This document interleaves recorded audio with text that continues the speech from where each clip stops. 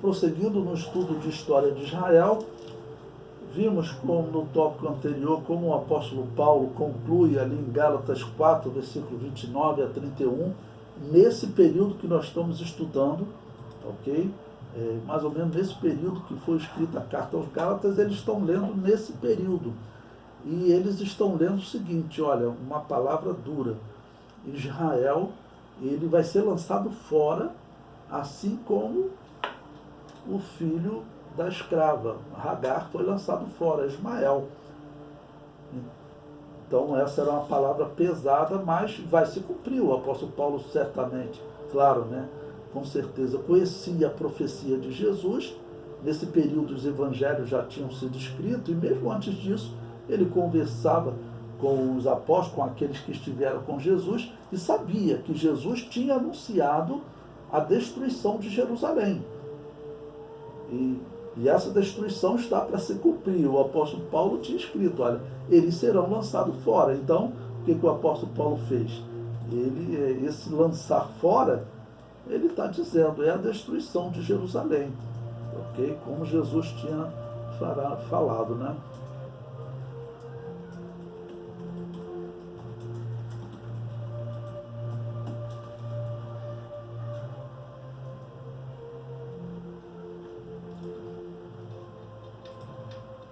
Pois bem, então, falando agora sobre esse Albino, governador da Judéia, o comentário diz: governou a Judéia de 63, entre 63 e 64 depois de Cristo. Olha, faltam 2 anos para começar a revolta e faltam 6 anos para a destruição de Jerusalém. Foi um péssimo governador e o resultado foi o aumento das revoltas em Israel. Bom, lembre-se que Joséfo já estava falando daqueles grupos violentos que eles falavam, olha, nós temos que tirar os romanos daqui. Esses grupos, irmãos, eles estavam fundamentados na profecia, sendo que eles não sabiam que Israel já tinha desobedecido a profecia. Mas eles diziam, olha, a casa de Deus não pode ser ocupada por um povo pagão. Esse era o pensamento deles. E a situação é que eles partiam para a violência, eles partiam para a guerra, porque era uma nação, vivia de guerra, né? Ok? É diferente da igreja. Então veja o que Joséfo fala sobre esse período. Albino, que sucedeu a Festo, não procedeu do mesmo modo. Não houve mal que ele não fizesse. Não se contentou em se deixar subornar por presentes dos negócios civis, mas tirava os bens de todos e oprimia os judeus com novos tributos. Pôs em liberdade por meio do dinheiro os que os magistrados das cidades tinham condenado ou que os governadores precedentes tinham detido por seus roubos, e só julgavam culpados aqueles que nada tinham para lhe dar. Olha o tipo de político que estava em Israel.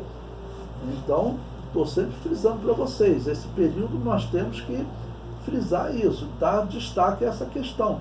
Essa união com essa política fazia com que o sumo sacerdote escolhido fosse sempre um político da pior espécie, porque a política em Roma era corrupta e de vez em quando chegavam alguns, né, mestres da corrupção. O comentário prossegue. Albino tratava muito bem aqueles que lhe davam presente. Esse negócio de soltar por dinheiro, soltar pessoas, eu falei, nada diferente do Brasil, né? Quer dizer, podemos ver pelo Brasil o que era o Estado religioso de Israel, porque é claro que se você se envolver na política, pelo menos envolver a sua religião na política e até o seu cargo religioso for determinado pela política, não tem como, você vai ser envolvido, né? O comentário prossegue. Assim os malfeitores agiam livremente, pois compravam a boa vontade de Albino para com ele, ou seja, os ladrões, todos eles compravam o governador.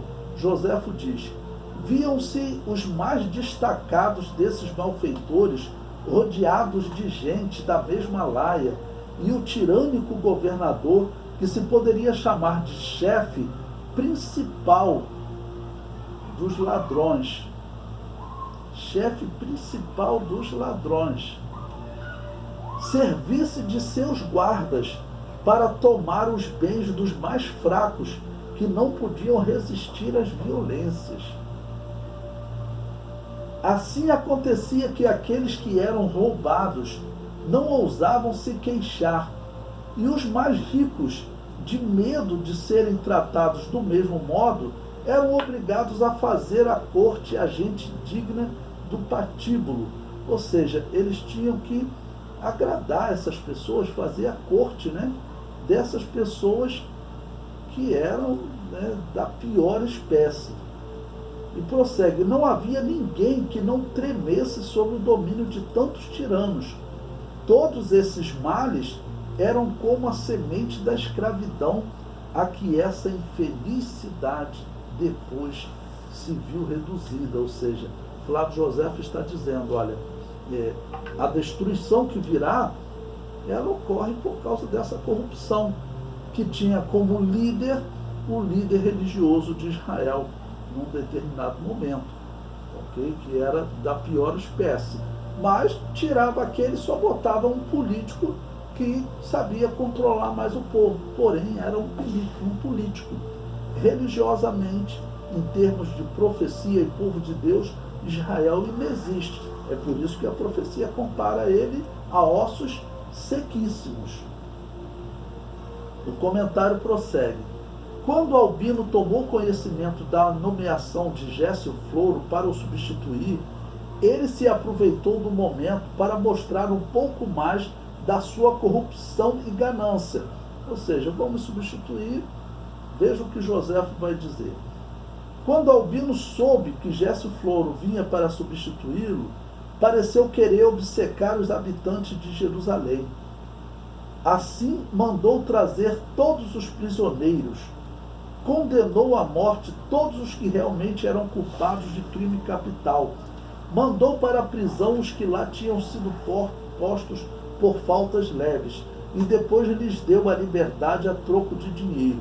Ou seja, prendeu todo mundo só para arrancar mais dinheiro deles. Assim esvaziou as prisões e, ao mesmo tempo, todo o país ficou cheio de ladrões.